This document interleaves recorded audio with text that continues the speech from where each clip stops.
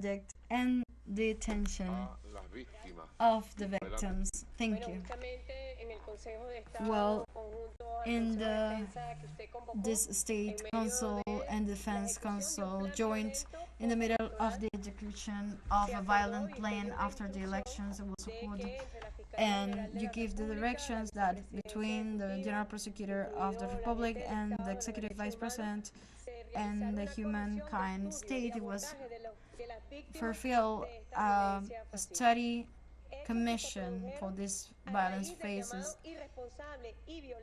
After the call responsible and violent of the violent activist María Corina Machado and ex-candidate Edmundo González Urrutia, which led to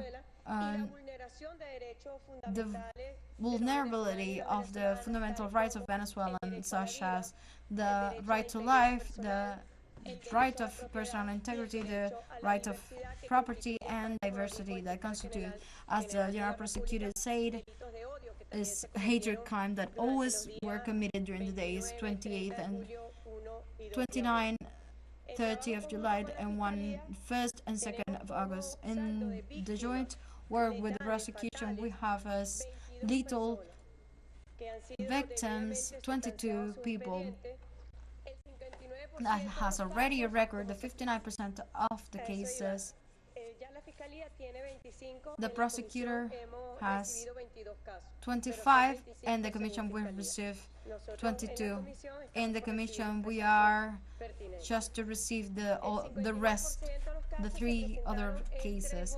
The 59% of the cases was presented of young people between the 15 and 19 years old. According to the federal entity, as the prosecutor said, almost a 37% was registered in the capital district, after a 27.3% in the Aragua State, 9.1% in the Carabobo State, Miranda 9.1%, Táchira and Aracuy, Zulia Bolívar 4.5% of these deadly victims. The 71% of the victims was registered on July 29. That was the most violent. On Monday was the most violent date of the post-electoral event.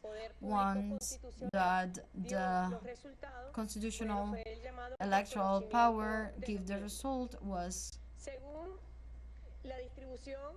according to the distribution, the 72.6%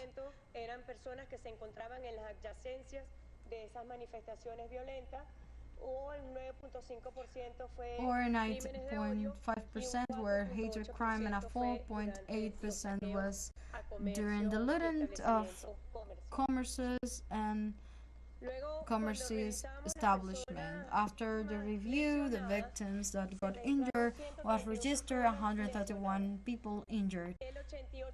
The 88% are male victims, and there is a number that is very interesting for us, that is 74% of the injured people are officers of the organisms of security of the state.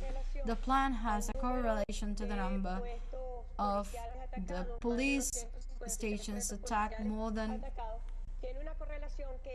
has a correlation that the plan had a strategic objective that it was to attempt against the officers of the police, civil officers and military. We have a video that we would like to show that has to do with testimonies of the officers of the National Bolivarian Guard that were victims injured, and we would like to see it because they pointed out the hatred message that the attackers had against the officers of the Venezuelan state, and we would like to show in the mouth of the own victims.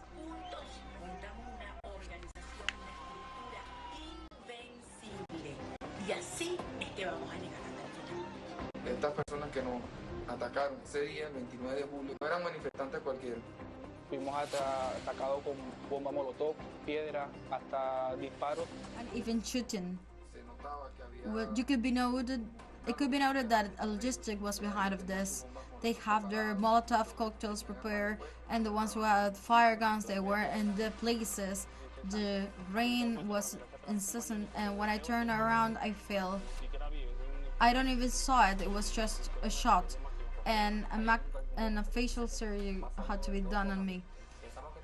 You think in a lot of things in families in the I had a facial fracture, nose and mouth. I think as a Venezuelan that shouldn't be violence because as we are in protest we are also seeing the robbery to people, kidnapping, and we know that the law needs to be fulfilled. Our duty is to maintain the order. You feel proud of the National Guard. So, well, testimonies that prove the violence of the attackers against our police forces. We also have testimonies of police officers of the National Guard. After, later on, we're going to the attacks to the public and private property.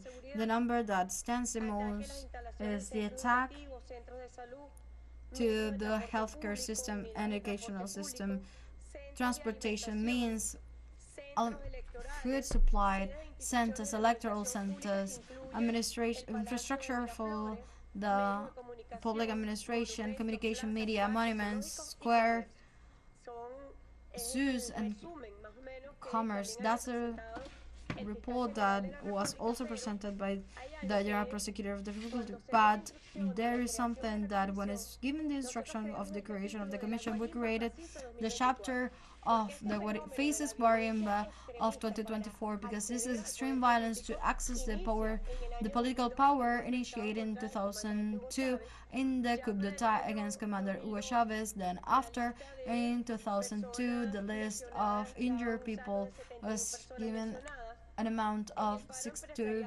people injured in the manifestation of 2004, Guarimbas 193, and the violence after the election of 2013, which proves that this is not a new phenomenon. 72 injured. In the violent manifestations of 2014, 178%. This was La Salida Guarimba. This in the manifestations of 2019, 232. This is a total of 2,891 that we are adding now the one of these events of 2024. Then when we go to the death after 2002 till 2024, we have also in the coup d'etat 19 deaths, then 2 in 2004, 10 in the post-electoral violence of 2013, 11 in La Salida in 2014, 43 people deceased. In 2017, 155 deaths, and the violent manifestation of 2019, 30 deaths. We have the Committee of Victims of La Guarimba for the Truth and Justice that has been studying this phenomenon since 2002, and we're incorporating these files of 2024 among 1999 and 2019. More than 600 people were murdered, and if we added the numbers now, we are almost have 300 person murder. More than 3,000 people resulted injured, and more than 1,500 institutions were destroyed by violent groups. This is a behavior that is repeating, but we're seeing that the Faces Guarimba of 2024 had a very special concentration into attack the security organisms, civilian and military. There's a web page, there's a email where the victims can make this denunciation. Most of all, because where you're seeing through the social networks, collective threats were given Public representatives were threat, authorities from the Venezuelan state, families, threatened also to community leaders, community activists. Also, there were victims, so it is open this chapter to receive the denunciation of this extreme guarimbas of 2024. This is